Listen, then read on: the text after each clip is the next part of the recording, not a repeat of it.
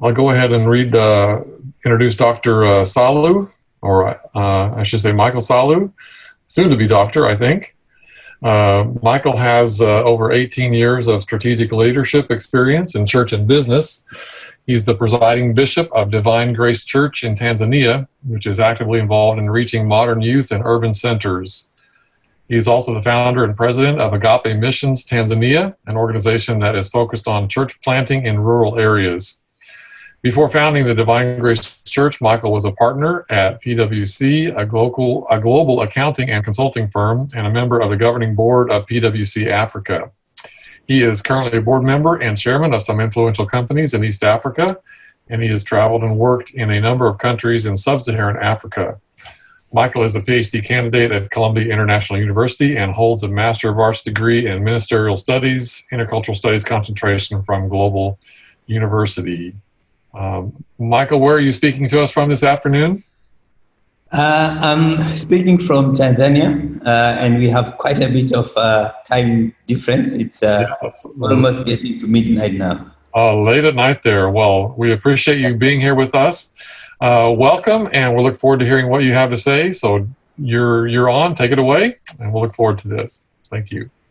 Thank you very much, and thank you everyone for joining this session. As I said, I'm calling from Tanzania, so it's late in night here. So bear with me if the light in the room is not good enough. Now I'm going to talk about mission in the changing youth culture in Sub-Saharan Africa. The purpose of this paper is to analyze recent cultural changes in Sub-Saharan Africa and their missiological implications. And in doing so, the main argument is that Sub-Saharan Africa is in cultural transition, and the underlying youth culture at the moment is more Western than traditional African. Now, as a result of that, current efforts to contextualize the gospel into African culture go in the opposite direction of cultural changes in the region. Now, this, in terms of my research, is what is going on, but, okay, so my main argument is that there's a cultural transition. Now, while this is the fact on the ground, there's still some who believe Sub-Saharan Africa is as traditional as it used to be. For example, OSIS International Limited, as they market African Study Bible, OSIS International believes most biblical resources come from a Western perspective, cultures far removed from the reality of life in Africa. Now, we shall see developments that have taken place and whether the reality in Africa is actually far from Western perspectives. And in 2006, Harris also said the apparent similarity to the West found in urban context is often deceptive. Now, when you look at views of these two people, they see Africa as traditional as it used to be. Now, what I want to show is when we say traditional, what do we mean? Because probably that's where the difference comes from. What is traditional? Now, looking at a traditional worldview in Africa, I picked a definition given by Hesselgrave in 1991. Actually, he did quite a good job to describe the worldview of Sub-Saharan Africa. He calls this worldview tribal. The highlights in the quote, sorry, you don't see the presentation, but in his definition, he picked three things that I want to discuss here. First, he said this worldview transcends the secular sacred distinction that is so much a part of the thinking of the West. So that is the first characteristic of this worldview. Now, when you look at it, yes, this was a traditional African worldview, but now, when you look at modern youth, many of them actually have got the same thinking as the West, And they see that distinction between secular and sacred very, very clearly. The second thing that Hesselgrave has got in its definition, it's the fact that the traditional worldview of Sub-Saharan Africa is preoccupied with gods, spirits, and ghosts. Now, when you look at that fact, you see that because of that preoccupation in the world of the spirit, traditional Africans used to translate everything based on or coming from the thinking of what is happening in the spirit. So they would seek to explain every event and everything that happens from the spirit point of view. And because of that, there was an increased role of what we call traditional seers and witch doctors, because of that view of spirit world driving the physical world. But now, when you look at the situation now in the modern young people in Africa, I believe that is no longer the case. And a third item that I want to highlight, a third thing in Hesselgrave's definition, is that this worldview, traditional worldview, tends to cement the world that we are living now and the other world in a single system. Or in other words, for people holding that worldview, they don't really see a difference between now and future, and a difference between this world and the world to come. And because of that thinking, you find beliefs like ancestors believe, where people believe people who have died, their ancestors are still living, and they are still very much part of the family. And that's why there's ancestor worship and sacrificing to them. And in many cases, people even offering food and drinks to ancestors because they believe they live with them. And because of that, they also expect that one day when they die, they actually move into that other world and they will be ancestors and still mingle with their family. Now, that was the worldview, which I believe currently does not exist. But we shall see. Now, what has caused the changes? I want us to go into history a little bit and see what happened. Before colonialism, we can say that worldview was all over Africa. But when colonialism came in, a lot of things changed. The first significant change was there was a shift in political and economic power, because up until then, political and economic power was under the hands of Africans through their chiefs. But with the coming in of a foreign power, that power shifted to the Western people, who had a completely different culture. Now, with that also, there was a significant change in economic activities. And in that regard, peasant economy gave way to commercial farming. And there was an introduction of wage labor and taxation, which was all not part of African way of life. In addition, there was an integration of Africa into the world economic system. Now, with that, Africa became producer of raw material that was sent for further processing in the West. And all these changes in economic activity and political system resulted in emergence of cities and urban life.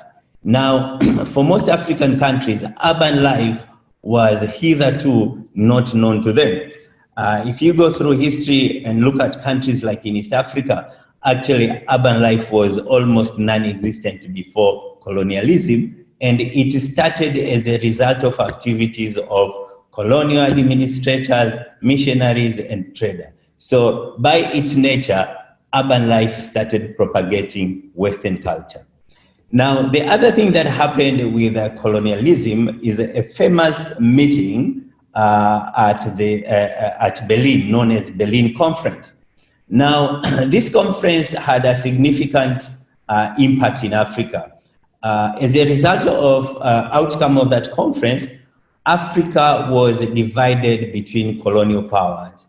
Now, boundaries between countries were drawn arbitrarily, and you find in many places African tribes that were under one kingdom and held together with a common culture in that kingdom were actually split into various countries.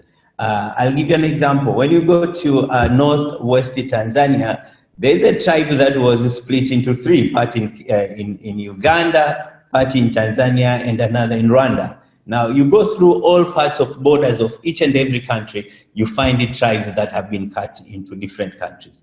Now, that created a cultural discontinuity for those tribes. And then within countries, many tribes now were put together under same leadership, which did not share any common culture among them. Yes, granted, being African, there's something that are common, but there's also a lot of differences. That's why we talk about African cultures as opposed to African culture. Now, those different cultures being put together, they were only united by one culture of the administrator and ruled under that culture. Now, in that way, again, African cultures had no chance to progress. With that also, there were changes in drivers of social life, such as religion and their respective institution, and there was introduction of Western medicine. Now, when you look at all that, you see there's quite a lot that has happened. And as early as 1962, one scholar by the name of Goodkind argued that quite obviously, in such a setting, there is little room for the exercise of traditional African ways of life. In which case then, I also see that that was the beginning of disintegration of African culture. Now, in 2010, Arowolo made a study also, and in a conclusion, he said the trend of cultural westernization of Africa has become very pervasive and prevalent, such that the Western civilization has taken precedence over African values and culture. Looking at everything that has happened as a result of colonialism, my argument is that it's impossible to operate in a modern economic system, adopt the Western governance structure, follow the Western social norms, and still retain traditional African values and structure. So in a nutshell, that is what was brought into Africa with colonialism, but there are other forces that are causing that change or transition of African cultures. Another significant force is education. And when you look at the way things are, the current education system in most sub-Saharan African countries has colonial origin, uses Western curricula and Western study materials. And when you go to university level, that is even getting more complicated because universities have got very high dependence on a Western system. So they have, as I said, Western origin in their education curricula. They use Western languages, textbooks, teaching methods, and even traditions. So African universities, by and large, they very much look or promote Western culture. And that fact has also been noted by African anthropologists, one Mazrui and another Mamdan. When you look at university, their product or their student are influential people in a society. So you find senior leaders coming out of those universities, teachers coming out of those universities, and because of their influence, they actually tend to push down that Western culture into the rest of society. And history has shown that they have actually done so. Now, coming into recent past, there has been a tendency again, looking at university education, for a number of African students to pursue their university education in Western countries. Now, in addition to Western education that they obtain while they are there, they actually get direct influence of Western culture through living in Western countries. Now, when these students come back, which they do, they tend to influence other students and their peer in Africa. And you find that Westernization drive continues. Now, these students are not few. Statistics show that about 60% of African students and about 10% of all international students worldwide are from Africa. So it's a significant part of population that get Westernized through direct experience of living there. When you come back in African countries and looking at secondary and primary schools, you also see the same trend where school use Western curricula, example IB and Cambridge, and they utilize English as a medium of instruction.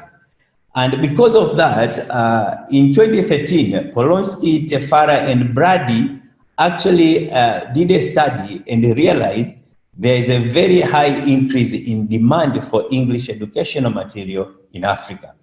And in 2011 also, there's a person called Negashi who did a study in the use of English in Africa. And he said, actually, there's a general preference for people, especially youth in Africa, to use English. And again, looking at the education sector, Mazrui also noted that almost all Black African intellectuals conduct their most sophisticated conversations in European languages. Their most complicated thinking has also to be done in some European languages. Now, this shows how much what extent the education sector and the part of daily life of Africa is also tied to the European languages, and that the use of language is very much tied to culture. And there's a researcher who found in 2010 called Bagumia, who found a very strong correlation between languages and culture. Now, that